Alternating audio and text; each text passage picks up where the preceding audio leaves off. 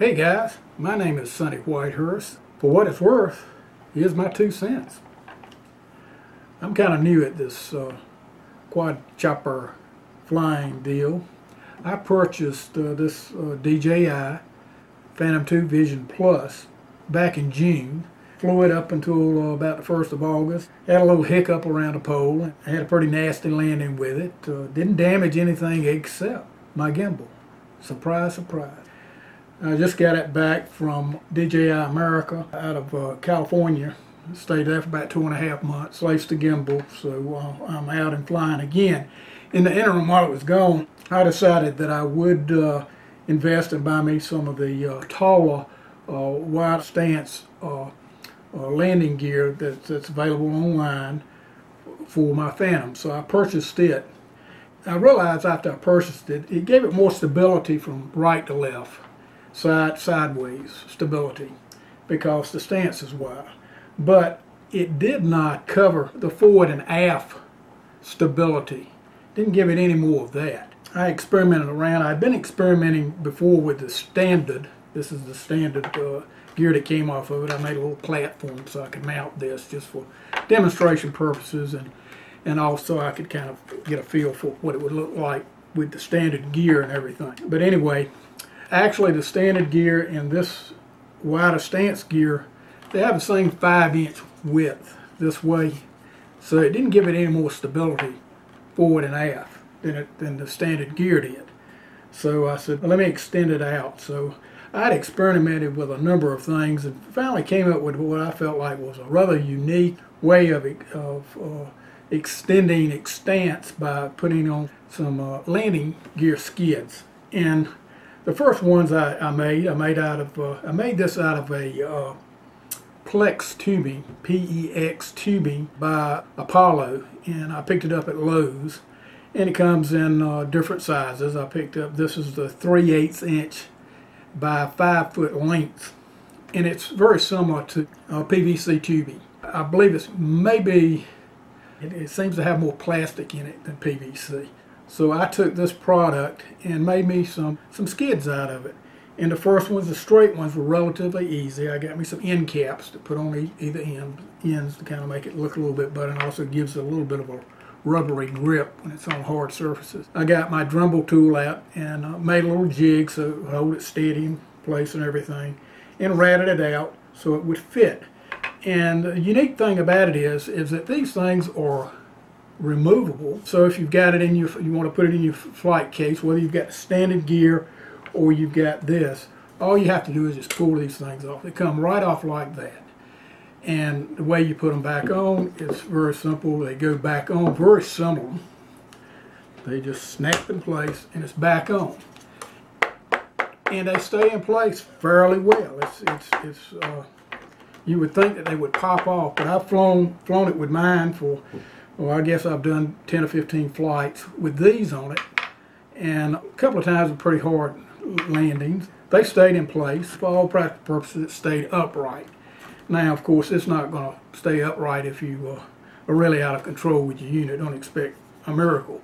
But if it's a halfway civilized landing, it'll usually keep it in place, and it won't tip over on the props as readily as it will with the standard gear.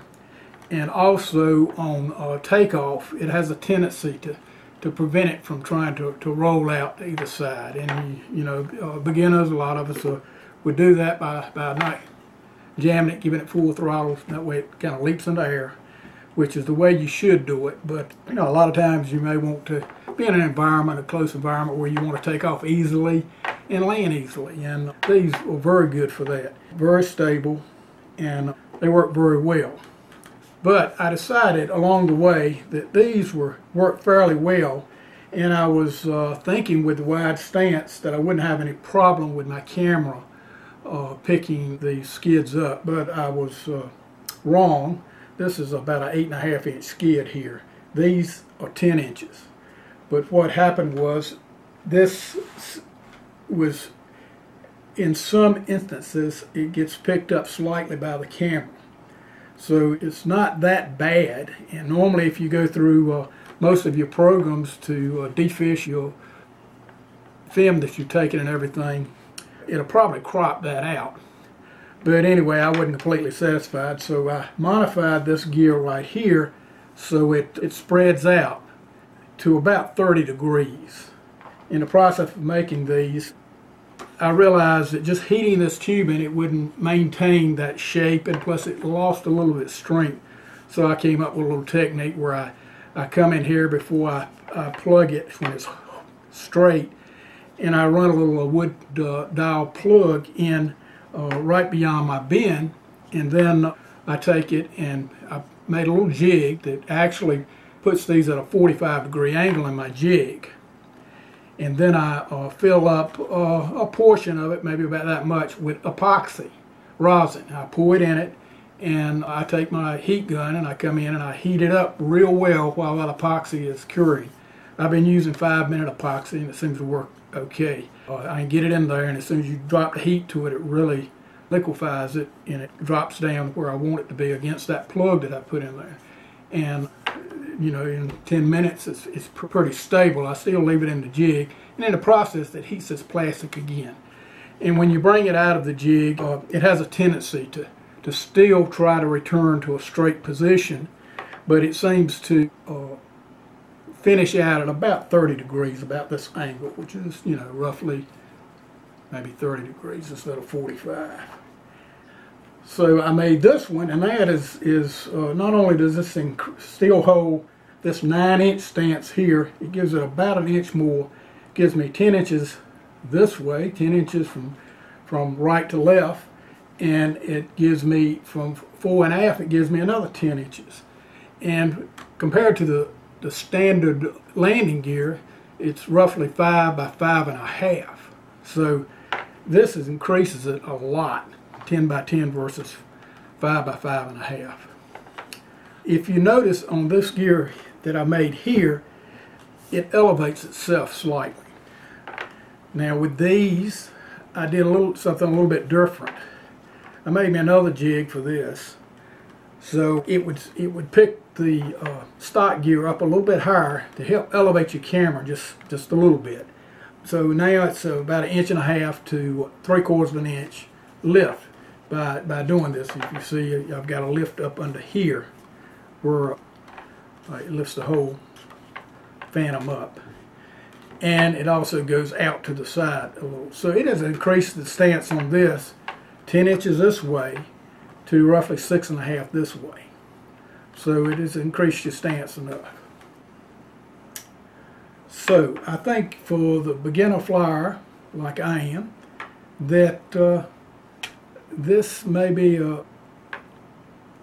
something that you'd be interested in. I know I feel a little more confident now landing and taking off. I do it in my yard. Like I say, I've got a confined yard, a lot of wooded lot, a lot of trees, a lot of pine trees, a lot of shrubbery, and a very confined area. And I fly this a lot right on my driveway, my asphalt driveway, which is about maybe 20 foot wide. And so I don't have much room other than that driveway to fly this thing out there. So it's a confined area, and I found these to be very useful as far as, because I've taken it, I've done a lot of hovering, a lot of quick landings, take off and landings with it, touch and goes, and it seems to be very stable. Well, until the next time, for what it's worth, this is my 2 cents.